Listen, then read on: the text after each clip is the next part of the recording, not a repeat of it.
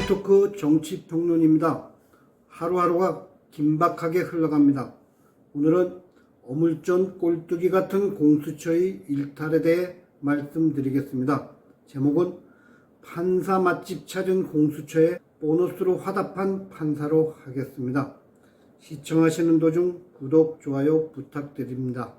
대통령의 계엄령 선포 이후 기다렸다는 듯이 터져나온 대통령에 대한 내란죄 프레임은 사실상 종북 주사파들이 미리부터 준비하고 있었던 역구테타였음이 드러나고 있습니다.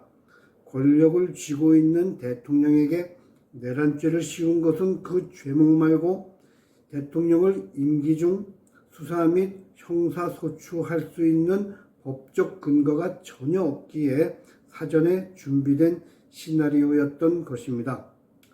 즉 대통령의 임기 단축을 위한 시나리오였다는 것이지요. 더불어민주당의 나팔수들이 내란죄를 부르짖자마자 검찰과 경찰 그리고 공수처까지 일사불란한 태도로 그야말로 빛의 속도로 수사본부를 설치하고 내란죄 수사를 서로 자신들이 맡아 공을 세우겠다는 양 달려들고 있는 것입니다. 그중 제일 함량 미달인 곳이 바로 공수처입니다. 공수처는 조직과 인원 모두 기존 수사기관들에 비해 턱없이 부족할 뿐만 아니라 수사 경험도 일천해 그들이 왜 이 아사리판에 기어들고 있는지 의문을 낳게 하고 있었습니다. 경험이 많아서인지 검찰은 눈치 빠르게 자신들이 수사권 없음을 인지하고 한 발 물러서는 분위기이고 수뇌부가 전격 구속된 경찰도 책임지기는 싫어서인지 공수처로 자료를 이첩하고 공조본이라는 법에도 없는 공동수사 조직을 만든다고 호들갑을 떨더니 뒤로 한 발 물러섰습니다. 반면 공수처는 이때야말로 자신들이 존재의 의미를 찾을 수 있는 절호의 기회라고 간주한 것 같습니다. 곰이 재주 부린다고 공수처도 숨긴 패가 하나 있었던 것 같습니다. 태생부터 야합으로 출범한 조직이어서인지 정치 권력과의 결탁을 부끄러워하지도 않고 그동안 국고를 500억 원 이상 축내면서 기소에 성공한 건수가 단 한 건이라는 데에도 뻔뻔하기가 그지없는 조직이 바로 공수처입니다. 좌파의 특성대로 힘 있는 자에게 굴복하고 힘 없어 보이는 자를 물어뜯는 데는 이골이 난 자들입니다. 애초에 정의 구현 등과는 거리가 있는 조직이었기에 권력 있는 자들에게 잘 보여 한 자리 차지하려는 기회주의적인 속성만 돋보이는 것 같습니다. 그 공수처가 드디어 한 건 해냈습니다. 대통령 체포영장을 받아낸 것이죠. 수사권도 없는 공수처임에도 다른 범죄 혐의를 수사하다 내란죄로 연결되면 수사할 수 있다는 궤변을 늘어놓으면서 체포영장을 청구했던 공수처입니다. 법을 전공한 자들의 입에서 나온 말이라고는 상상할 수 없을 정도로 후한무치하고 무지하기까지 했습니다. 뒷골목 폭력 조직에서도 나오기 힘들 말들을 아무렇지도 않게 내뱉고 있었습니다.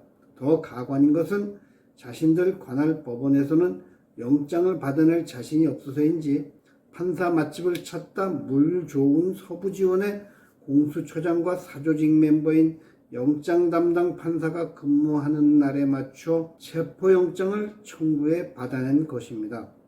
이걸 모르고 한 일이라고 할 수 있습니까? 그야말로 짬짬이 영장 발부라고 할 수 있습니다. 이것은 그냥 가볍게 넘길 일이 아닙니다. 우리의 사법체계의 근간을 흔드는 심각한 불공정 사례이기 때문입니다. 법원은 사건의 배정이나 영장 심사에 있어서도 블라인드 심사제와 같이 랜덤 방식으로 처리해서 최대한 공정성을 담보하려 하고 있습니다. 그런데 그 제도의 취지를 근본적으로 뒤흔들고 관할이 아닌 자기들 입맛에 맞는 법원으로 영장을 청구하면 재판 관할이나 법에서 명시된 수사 영역 등이 아무런 의미가 없게 되는 것입니다. 서울 서부지원 이순영 판사와 공수처장은 무엇을 믿고 이런 짓을 저질렀는지 밝혀내야 되면 물론 대법원장은 법원의 원칙을 무너뜨린 이 판사에 대해 즉각 직위 해제와 함께 징계 절차에 착수해야 할 것입니다.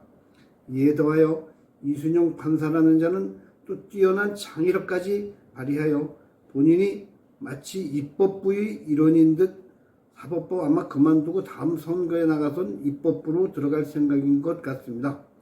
법령에도 없는 조항까지 영장에 삽입해 영장 집행을 도료한 사실도 드러났습니다. 이자는 체포영장을 발부하면서 형사소송법 제110조와 111조 적용을 예외로 한다는 법을 자신이 만들어 넣었습니다.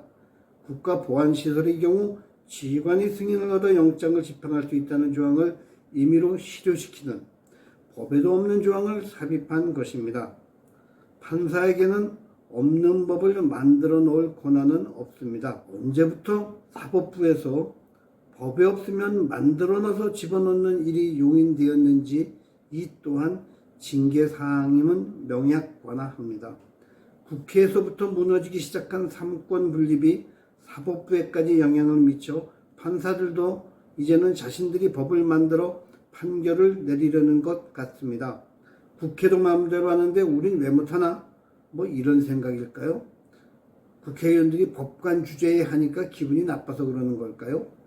좌파 판사들이 이런 일탈은 나중에 이재명이 어떤 방식으로든 보상을 해줄 것이라는 믿음이 없이는 아마 저지르기 힘든 일일 것입니다.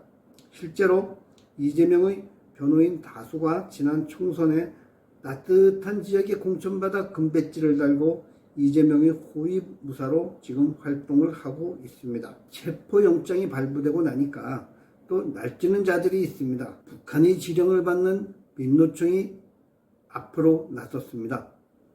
정상적 체포영장 집행이 어려울 경우 민노총이 힘으로 대통령실의 방어막을 무너뜨리고 자신들이 대통령을 체포하겠답니다. 누가 저들에게 공권력 집행 권한을 주었습니까? 나라꼴이 갈수록 한없이 우스운 꼴로 추락하고 있습니다. 우리가 지금 폭력조직이 지배하는 하이티에 살고 있습니까? 아니면 좌파가 망가뜨린 베네수엘라에 살고 있습니까? 세계 10대 강국에 들어가 있는 대한민국의 모습이 바로 이런 겁니까? 종북 주사파들은 이 땅에 살면서 왜 자신들이 대한민국의 자부심을 느끼지 못하고 망하는 길로만 끌고 가려 할까요? 이런 자들이 솔치지 못하도록 윤 대통령이 계엄을 선포했던 것을 우리는 잊으면 안 될 것입니다. 부정선거로 가짜들이 국회의원이 되어 법에도 없는 내란죄를 만들어 나라를 구테타 상태로 만들고 있는 저런 자들을 적결하기 위해 바로 대통령이 우국 충정으로 계엄을 선포한 것을 잊으면 안 될 것입니다. 그야말로 나라가 누란의 위기에 처해 있습니다. 아무 행동하지 않고 양비론을 되뇌이는 국민들도 이제는 제대로 된 판단을 내려야 할 것입니다. 누가 진정 반국가 세력인지 그리고 저들은 왜 저런 행동을 하는지를 알아야 할 것입니다. 훌륭한 나라를 세우기는 힘들어도 망해먹기는 순식간입니다. 훗날 격변의 시대였던 2025년 1월에 나는 어디서 무엇을 하고 있었는지 부끄럽지 않을 자세를 취해야 할 것입니다. 폴리토크 김승재 주필이었습니다. 감사합니다.